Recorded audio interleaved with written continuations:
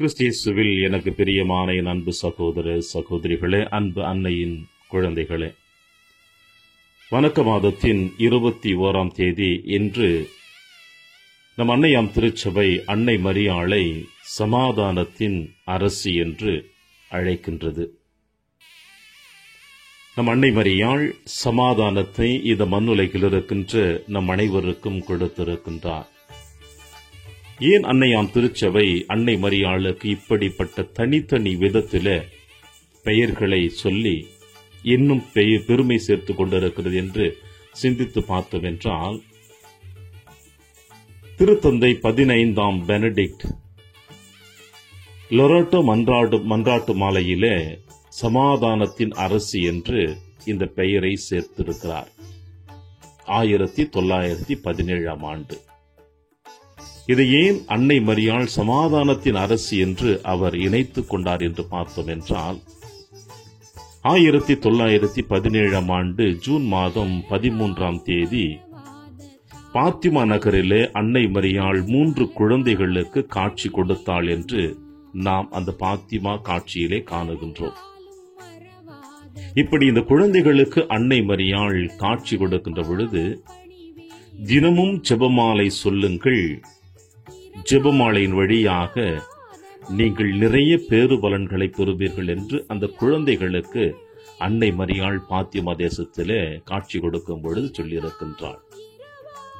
ஆனால் இந்த காட்சியினுடைய அடிப்படை காரணம் என்ன? ஏன் அன்னை மரியாள் இந்த குழந்தைகளுக்கு காட்சி கொடுக்க வேண்டும் என்று பார்த்தோம் என்றால், அந்த நேரத்திலே நடந்த உலக போர் முடிவுக்கு வர வேண்டும் என்ற ஒரே ஒரு காரணம். எனவே அன்னை மரியாள் ஜெபத்தின் வழியாக இந்த உலக போர் முடிவுக்கு வர வேண்டும் என்ற ஒரே ஒரு காரணத்திற்காகவும் அன்னை மரியாள் இந்த குழந்தைகளின் வழியாக ஜெபமாலை சொல்லுங்கள். எனவே உலக போர் என்பது எப்படிப்பட்ட ஒரு அழிவை கொடுக்கிறது என்பதை நாம் அறிவோம். சாதாரண சிறிய பிரச்சனைகளுக்கு மத்தியிலே எத்தனை இழப்புகளை நாம் சந்திக்கிறோம் நம்முடைய அன்றாட வாழ்க்கையிலே.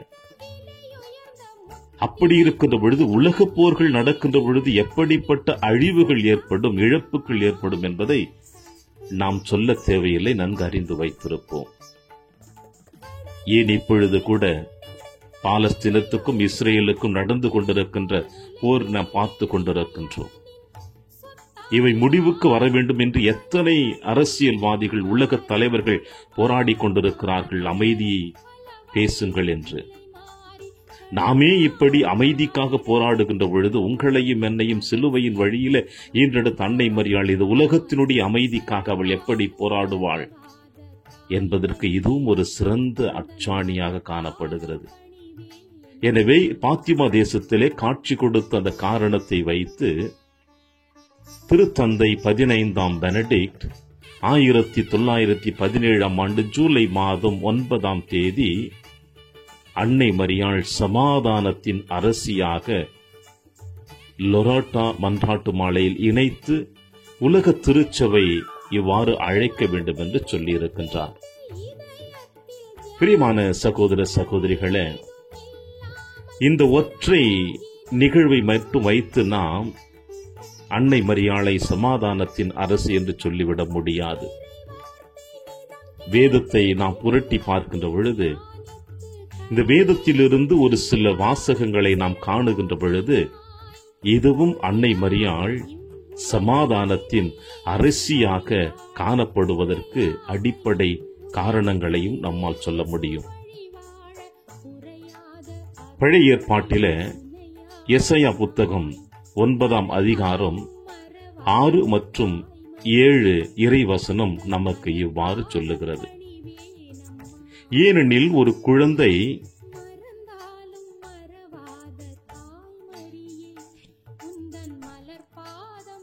எசையா புத்தகம் 9ஆம் அதிகாரம் இறைவசனம் 6 முதல் 7 முடிய நாம் வாசி கேட்கின்றோம். ஏனெனில் ஒரு குழந்தை நமக்கு பிறந்துள்ளார், ஒரு ஆண் மகவு நமக்கு தரப்பட்டுள்ளார். ஆட்சி பொறுப்பு அவர் தோள் மேல் இருக்கும். அவர் திருப்பெயரோ வியத்தகு ஆலோசகர், வலிமைமிகு இறைவன், என்றுமுள்ள தந்தை, அமைதியின் அரசர் என்று அழைக்கப்படும். 6வது இறைவார்த்தை. 7வது இறைவார்த்தை மேலும் நமக்கு மெருகூட்டுகிறது. அன்னை மரியாள் சமாதானத்தின் அரசு என்று சொல்லுவதற்கு, அவரது ஆட்சியின் உயர்வுக்கும் அமைதி நிலவும் அவரது அரசின் வளர்ச்சிக்கும் முடிவு இராது.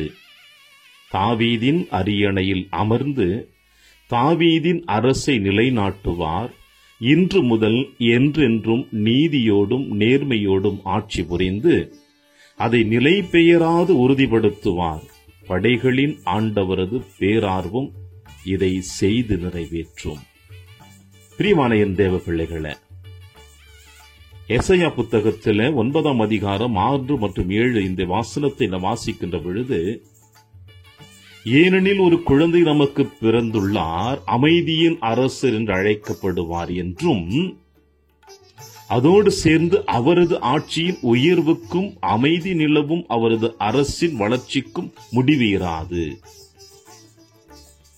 எசையா இறைவாக்கியர் அன்னை மரியாள் ஆண்டவர் இயேசு கிறிஸ்துவினுடைய பிறப்பின் செய்தியை அப்பே வெளிப்படுத்துகின்ற பொழுது, அது எப்படிப்பட்ட குழந்தை என்பதை தெளிவாக சொல்லுகிறார். அமைதியின் அரசர் என்றும் அமைதி நிலவும் அவரது அரசின் வளர்ச்சிக்கு முடிவு இராது என்றும் சொல்லுகின்ற பொழுது, இந்த குழந்தையை பெற்றெடுத்தது யார்?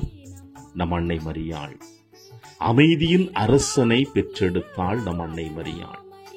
இந்த உலகிற்கு அமைதியையும் சமாதானத்தையும் பெற்றுத்தரக்கூடிய அந்த அரசனை அன்னை மரியாள் பெற்றதினால் இன்னும் அன்னை மரியாளுக்கு சமாதானத்தின் அரசி என்று சொல்லுவதற்கு இது இன்னும் அதிகமாக வழிவகுக்கின்றது. அதோடு பார்த்தோம் என்றால், ஆண்டவர் இயேசு கிறிஸ்துவினுடைய பணி வாழ்வில மக்களுக்கு இறை வார்த்தையை பற்றி போதித்துக் கொண்டிருக்கின்ற பொழுது, மத்திய எழுதிய நற்செய்தி 5ஆம் அதிகாரம் 9வது இறைவாசத்தை நாம் வாசிக்க கேட்கின்றோம்.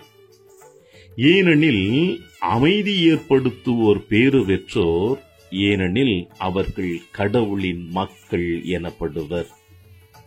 அமைதியை யார் ஏற்படுத்துகிறார்களோ அவர்கள் பேறு பெற்றோர், அவர்கள் கடவுளின் மக்கள் என அழைக்கப்படுவர் என்று நம் ஆண்டவர் இயேசு கிறிஸ்துவை தெளிவாக சொல்லியிருக்கிறார்.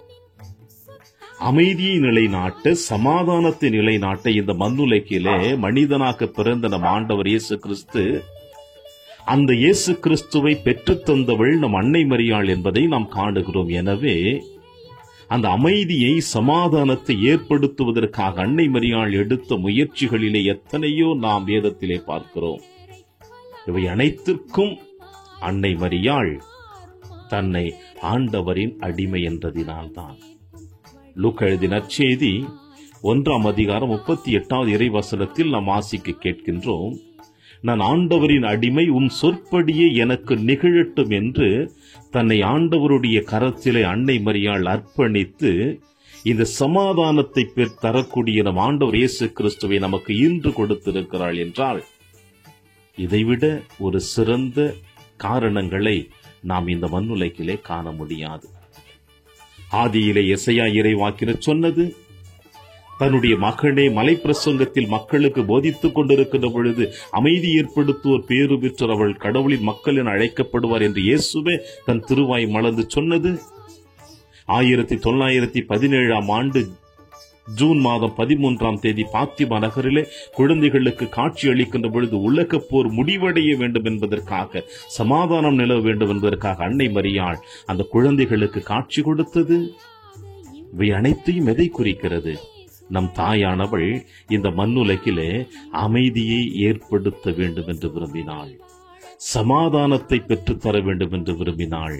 இந்த உலகத்தில் வாழ்ந்து கொண்டிருக்கின்ற நீங்களும் நானும் என்றுமே அன்பிலும் அமைதியிலும் சமாதானத்திலும் இயேசுவோடு இணைந்து இந்த மன்னகத்திலே இறையாட்சியை நாம் நிறுவ வேண்டும் என்று விரும்பினாள். எனவேதான் அன்னை மரியாள் சமாதானத்தின் அரசி, அமைதியின் அரசி என்று திருத்தந்தை 15ஆம் பெனடிக்ட் 1917ஆம் ஆண்டு அற்புதமாக இந்த உலக திருச்சபைக்கு விசுவாச பிரகடனமாக இந்த வார்த்தையை வெளிப்படுத்தி கொடுத்திருக்கின்றார்.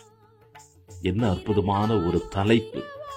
என்ன ஒரு அற்புதமான பெயர் சூட்டப்பட்டது நம் அன்னை மரியாளுக்கு.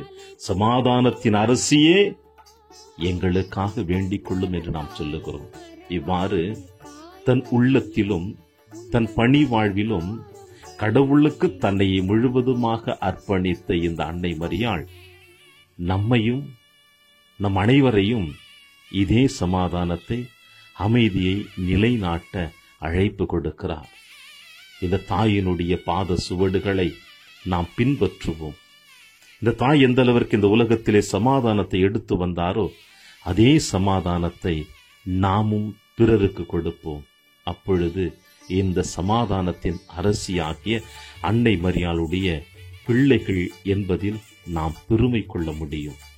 இந்த அற்புதமான சமாதானத்தின் அரசியினுடைய கரங்களை பிடிப்பதிலே நமக்கு பெருமை உண்டு, மகிழ்ச்சி உண்டு, ஆசீர்வாதம் உண்டு. எல்லாவற்றையும் பெற்று இந்த தாயோடு பயணிக்க இதோ இந்த வணக்க மாதத்தின் 21ஆம் தேதி அன்னையோடு பயணிப்போம். இறை ஆசீர் என்றும் உங்களோடு.